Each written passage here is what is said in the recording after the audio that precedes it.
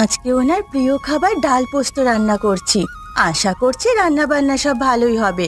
দুপুরে সব রান্না দেখে উনি খুব আনন্দিত হবেন।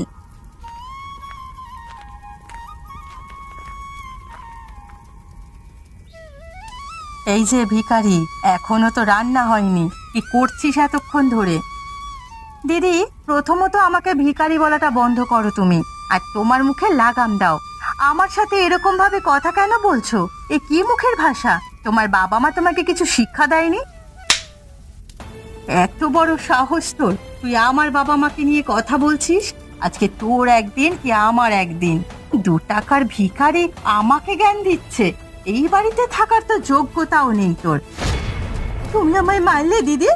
তুমি তো পরের বাড়ি গিয়ে সংসার করতেও পারোনি, আর আমাকে সংসার করতে দিচ্ছ না। যত বড় মুখ নয় তত বড় কথা। আজকে তোকে আমি বাড়ি থেকে বার করেই ছাড়বো। বড্ড বার বেড়েছিস তুই, তোর একদিন কি আমার একদিন। উনি এলে আমি ওনাকে সব বলবো তুমি আমার ওপর এরকম ভাবে অত্যাচার করছো। আমার অনেক কাজ আছে, এখন আমি গ্রামের কুয়ো থেকে পানি আনতে যেতে হবে। আর ঝামেলা চাই না, দয়া করে আমার সামনে থেকে সরে যাও। যা যা কাজ কর, কাজের লোকের মতো থাকবি, একদম বেশি ন্যাকামো করতে আসবি না।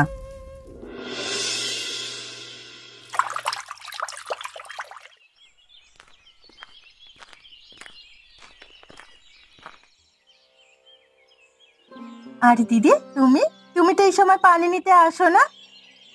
হ্যাঁ গো দিদি, আমি এই সময় পানি নিতে আসি না। আজকে বাড়িতে পানি একদম শেষ হয়ে গেছে, তাই বাধ্য হয়ে আসতে হলো। আরে দিদি, তোমার গালে ওরকম লাল দাগ কেন? দেখি তো মনে হচ্ছে তোমার কেউ চড় মেরেছে। কি হয়েছে গো দিদি? তুমি আমাকে নির্দ্বিধায় বলতে পারো। কি আর বলবো, আমি গরিব বাড়ির মেয়ে, তাই জন্য আমাকে অত্যাচারিত হতে হচ্ছে। আর আমার তো যাওয়ার কোনো জায়গাও নেই, মা বাবা বেঁচে নেই, আর সেখানেও যেতে পারছি না। তোমাকে কি তোমার স্বামী অত্যাচার করছে? শুধু স্বামী নয় গো, তার সাথে আমার ননদও আছে। এই মাত্র আমি রান্না করছিলাম, গিয়ে শুধু শুধু ঝামেলা করলো, আমাকে চড় মারলো, আবার হুমকি দিয়েছে আমাকে নাকি আজকেই বাড়ি থেকে বের করে দেবে। দিদি, তুমি এইসব কথাবার্তা দাদাকে বলবে, দাদা নিশ্চয়ই কিছু একটা করবে, তুমি চিন্তা করো না।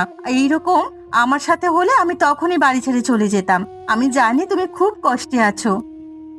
কি আর করবো বলো, এটাই আমার ভাগ্য। সবার কপালে তো আর সুখ থাকে না। ঠিক আছে দিদি, তুমি এখন যাও, তোমার আবার দেরি হয়ে যাবে। হ্যাঁ দিদি, আমি আসছি, পরে আবার কথা হবে। তুমি অবশ্যই আজকে দাদাকে কথাগুলো বলবে, অত্যাচার একদম সহ্য করো না।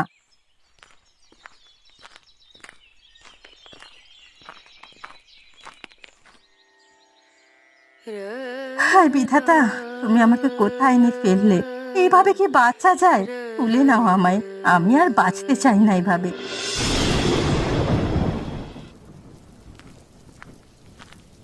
এই হালকা হালকা করে বৃষ্টি শুরু হলো।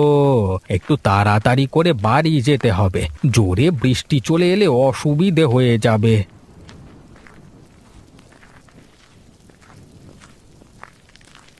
আরে কাকা, কোথায় গেছিলে গো? কাকিমার সাথে দেখা করতে নাকি?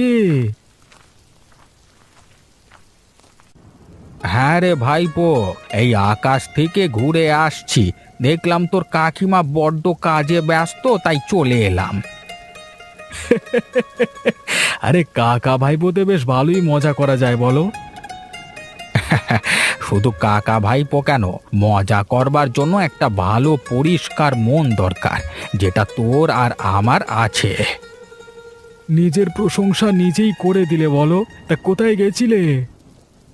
এই একটু বেরিয়েছিলাম ঘুরতে। আমার তো আর কাজকর্ম নেই, সারাদিন বাড়িতে থাকতে ভালো লাগে না।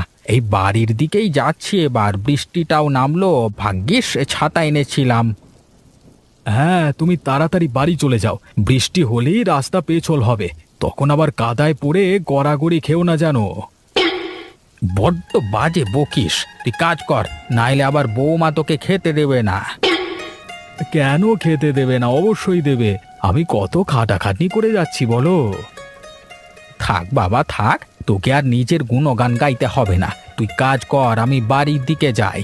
একদিন বাড়িতে আসিস, দুজনে মিলে বসে মজা করতে করতে হুঁকো খাবো। তোর বউকে আবার বলিস না, তাহলে আবার তোকে বাড়ি ঢুকতে দেবে না। ঠিক আছে, ঠিক আছে।